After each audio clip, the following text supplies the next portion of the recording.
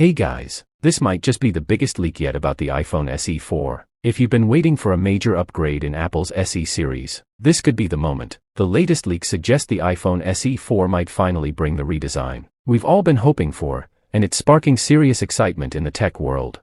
So, here's the scoop. Renowned leaker Evan Blass dropped some major hints in a private post. He shared a source code reference labeled iPhone SE 4th Gen, shutting down earlier rumors that Apple might call SE 4 as the iPhone 16e. But, let's be real, the name might still be a placeholder, so don't get too attached to it just yet.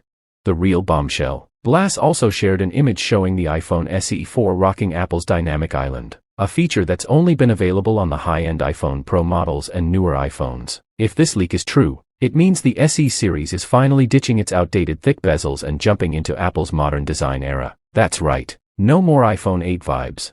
What's more, the Dynamic Island design appears to replace earlier rumors about a notch with Face ID. Other leaks suggest the SE 4 will borrow its design from the iPhone 14 or iPhone 16, featuring a 6.1-inch OLED display, Face ID, USB-C, and a single 48MP rear camera. But that's not all. Under the hood, we're talking about an A18 chipset, 8GB of RAM, and Apple's first in-house 5G modem. All of this positions the iPhone SE 4 as a performance powerhouse, at a likely mid-range price.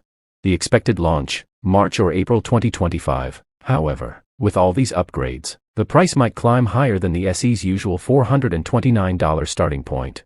So, what do you think? Will the SE 4 finally live up to the hype? And could the Dynamic Island truly become a part of the SE lineup? Let me know your thoughts in the comments below, and don't forget to like and hit subscribe for all the latest updates. I will catch you in the next video. Peace out.